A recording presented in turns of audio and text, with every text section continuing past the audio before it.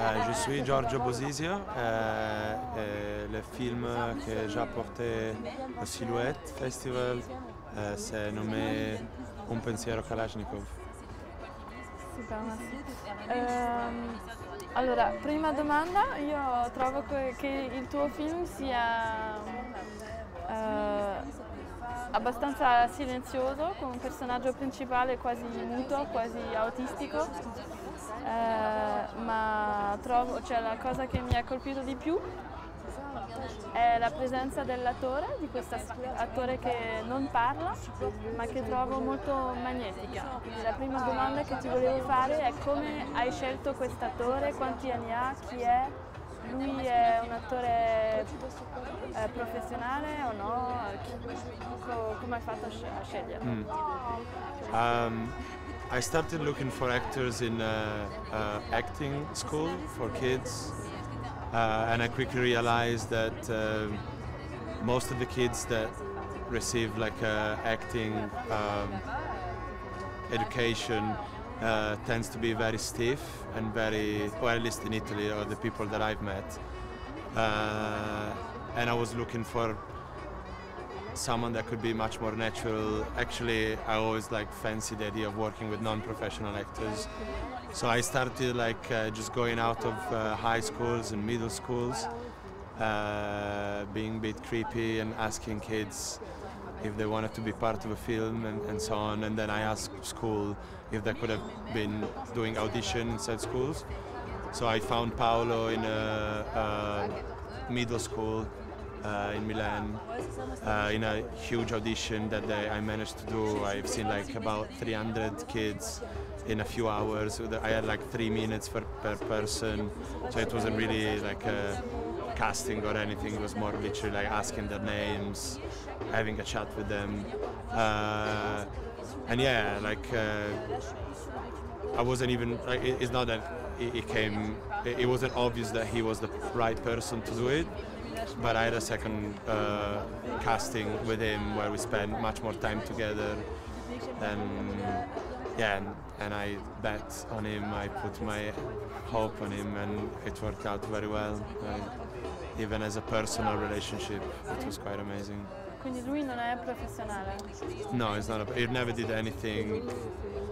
Probably, I don't think he wasn't really into cinema either. But he was into, like, he's one of those kids that I was surprised because he was 14 when we did the film, and I think that age usually is the age where you start becoming very self-aware, and I was afraid because the film is about that as well in a way, or that passage, and he was you know, he was capable of understanding and not overdoing it, or yeah. Questo è il tuo film di fine degli studi, non so se si dice così, e come mai, essendo ex studente della London Film School, hai fatto il tuo film in Italia e non in Inghilterra? Perché hai voluto tornare in Italia? Yeah, I mean, our school is very international. There is people from all over the world, and they kind of let us do whatever we want with the graduation project. I've done some films in England, and I always felt quite uncomfortable with. I always felt like lacking, especially when it's like realist sort of film, lacking of you know, knowledge of how people interact, or of details of what things are like. I don't even know how to express this, but yeah, I had like a need of going back home, and I also needed to like take a break from school and what school meant, and going back to Italy was like an epiphany in itself, like, you know, like seeing something that I knew very well, but all of a sudden what was boring when I left Italy became fantastic and like incredibly inspiring. So yeah, I always thought that I would have done the film there. Ok, ancora 2 domande.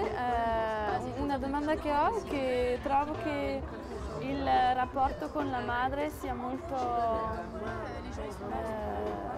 molto bello perché almeno io capisco che la madre capisce tutto della situazione del figlio, ma non lo rimprovera mai, non lo giudica. E in un film così uno si aspetta di vedere una madre isterica o una madre che fa l'ostacolo, che diventa un ostacolo. In questo caso no, in questo film no. Ho capito bene o c'è...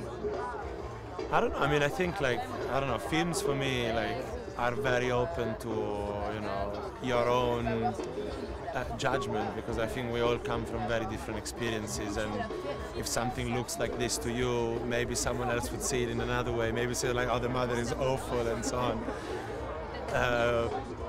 Personally, I was trying to just create character. I don't know. I don't even want to judge my characters or like the character I put there, but like, to me, they are both trying to find their own space and their own, trying to answer their own question for the moment of life that they're living.